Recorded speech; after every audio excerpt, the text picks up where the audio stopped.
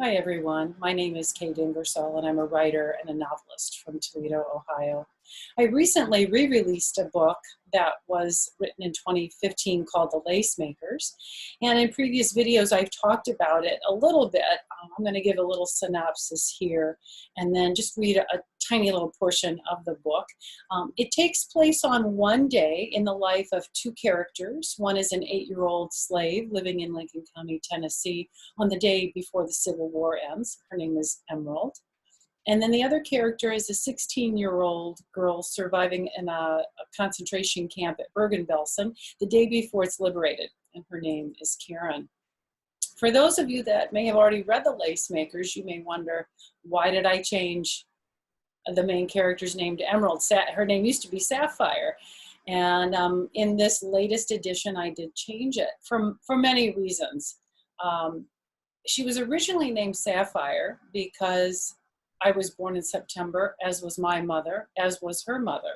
And the birthstone for September is Sapphire. And because this book, like all of the novels that I've written, ends up being really a story about mothers and daughters, I thought it was a really great homage to my mother and her mother, and of course myself as well, and my sister too, and my grandfather. We have a lot of September birthdays.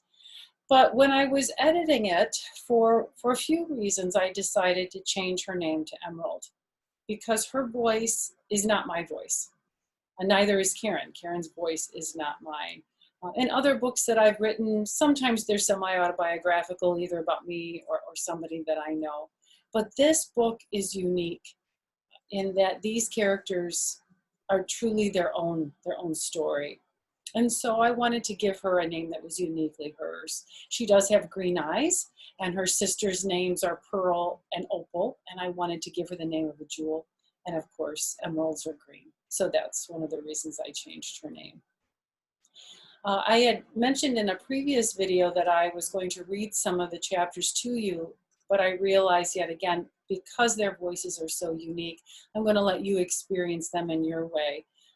Because each one of us is going to hear them differently depending on our life experience, the stories that we've heard in the past, and the way that our minds and our heart and our spirit filter things, because each one of us is an individual.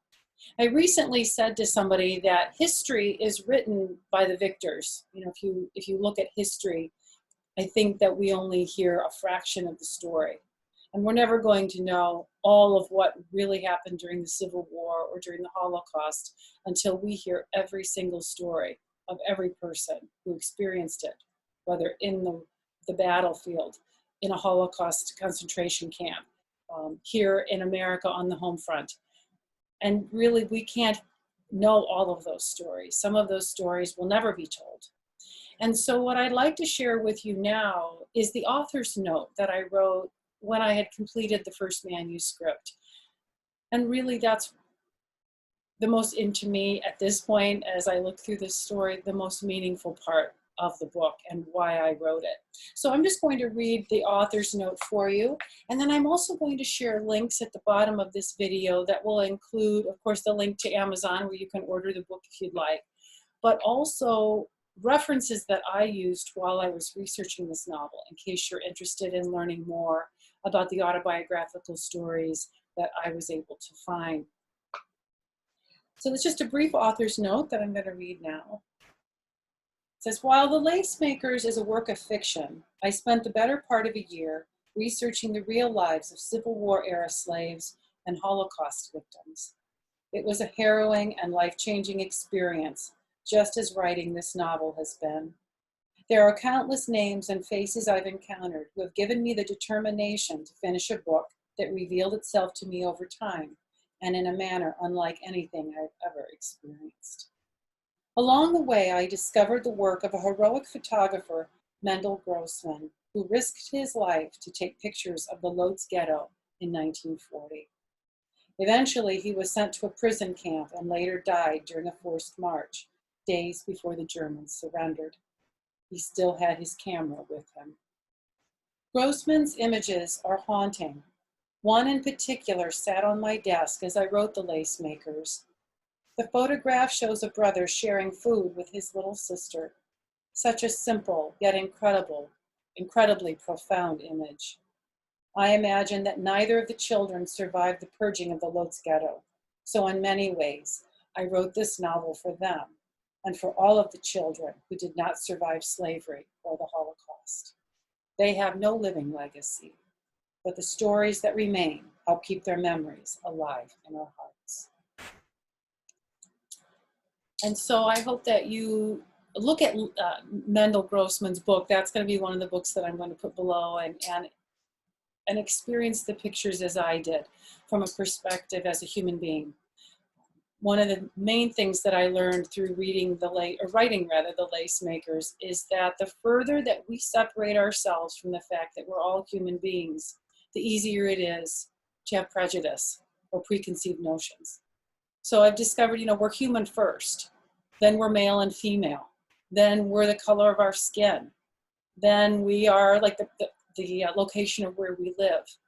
And then within that, we can be divided into religions, and then those religions can be divided, and then those religions can be divided into belief structures. So the further that we get away from the fact that we're all human beings, I think the less human we become.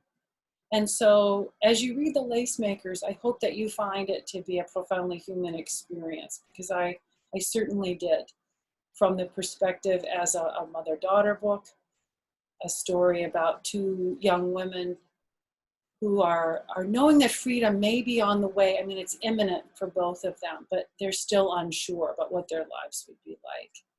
And so as we live day to day, as we move through this very unusual time, unprecedented time in our world's history, may we know that every day that we can choose the freedom of opening our minds and our hearts that much more. So please feel free to like and share this video. If you add questions in the comments, I would be happy to answer them in future videos. And I really appreciate the time that you've taken and your interest in my work. I look forward to seeing you again in a video soon. Have a wonderful day.